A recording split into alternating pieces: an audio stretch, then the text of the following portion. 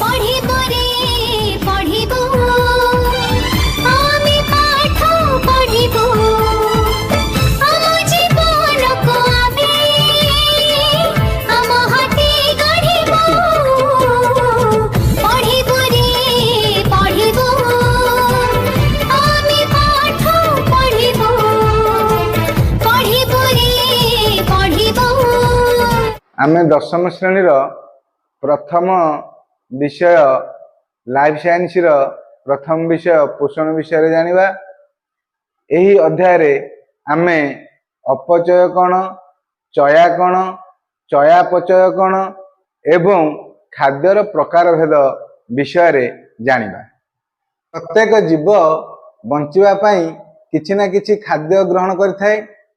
ए खाद्य खाइबा प्रक्रिया को आमे पोषण कहूचे, किंतु पोषणर डेफिनेशन आम जितेबेले दबा सेतेबेले कहिबा आवश्यकीय खाद्य ग्रहण, शरीर भितरे ताहार परिपाक, अवशोषण, आत्मीकरण एवं अव्यवहृत खाद्यर बहिष्करण प्रक्रिया को सामूहिक भावे आमे पोषण कहिबा। किंतु संक्षेप रे लिखिले पोषण काहाकू कुहा जाए ताकू आमे कहि परिबा खाद्य ग्रहण, पचन, आत्मीकरण और निष्कासन को सामूहिक भावे पोषण कुहा जाए। तापर आम मनरे प्रश्न उठे अपचय कण? खाद्यर जारण घटी सेथिरु शक्ति मोचित होइथाय। यह एक ध्वंसकारी प्रक्रिया, यह को अपचय बोली कुहा जाए। चय खाद्यरु शरीर गठन पई आवश्यक उपादान सृष्टि हेबा एक गठनमूलक प्रक्रिया, यह को चय कुहा जाए। एवं चयापचय हेउची चय और अपचयर समाहार को आमे सामूहिक भाव में चयापचय बोली कहि थाउ। प्रकार भेद खाद्य उपादान को मुख्यतः 6 भाग रे विभक्त करा जायछि। श्वेतसार, पुष्टिसार, स्नेहसार, धातुसार, विटामिन एवं जल।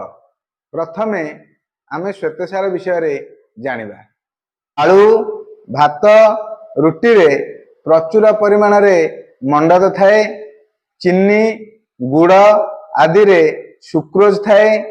फलरस, पनीपरिबा रे ग्लूकोज जातीय श्वेतसार अधिक परिमाण रे थाए। श्वेतसार रु आमे सहज रे शक्ति आहरण करिथाउ। ग्लूकोज C6H12O6 रे कार्बन, उद्जान एवं अम्लजान रही। 1 ग्राम श्वेतसार रु आमे प्राय 16 किलो जूल शक्ति पाई थाउ। पुष्टिसार मुख्यतः माछ, मांस, अंडार धड़ा अंश, डाली जातीय फसल आदि आमे पुष्टिसार पाई थाउ।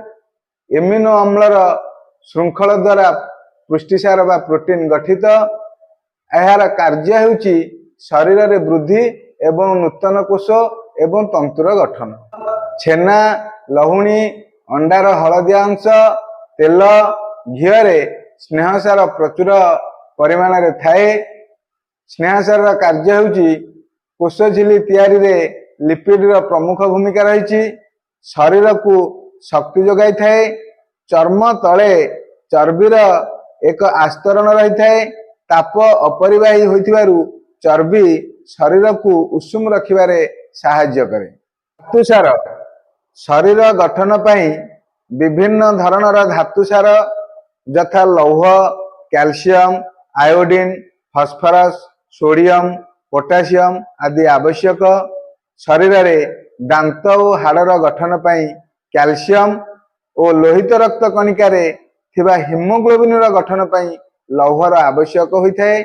यह छड़ा शरीर रे आयन संतुलन रक्षा करिबारे धातुसार प्रमुख भूमिका रही। विटामिन मुख्यतः 2 प्रकार, जल रे द्रवणीय विटामिन आउ चर्बी बा तेल रे द्रवणीय विटामिन। जल रे द्रवणीय विटामिन शाग, पनीपरिबा, फल आदि मिली थाए। चर्बी बा तेल रे द्रवणीय विटामिन प्राणीज चर्बी बा उद्भिदजात तेल रु मिली थाए। जल कोष रे थिबा कोषरस बा कोष जीवकर प्राय 70 रु 90 भाग जल। कोषर स्थिति ଓ ଏଥିରେ ହେଉଥିବା ବିଭିନ୍ନ ପ୍ରକ୍ରିया ପାଇଁ ଜଳ ଅत्यନ୍ତ ଆବଶ୍ୟକ। ଝାଳ, ପରିସ୍ରା ଓ ନିଶ୍ୱାସରେ ଶରୀରରୁ ଜଳକ୍ଷୟ ହୋଇଥାଏ। ତାହାର ଭରଣା ପାଇଁ ପ୍ରତିଦିନ ଆମକୁ 3 ରୁ 4 ଲିଟର ପାଣି ପିଇବା ଉଚିତ।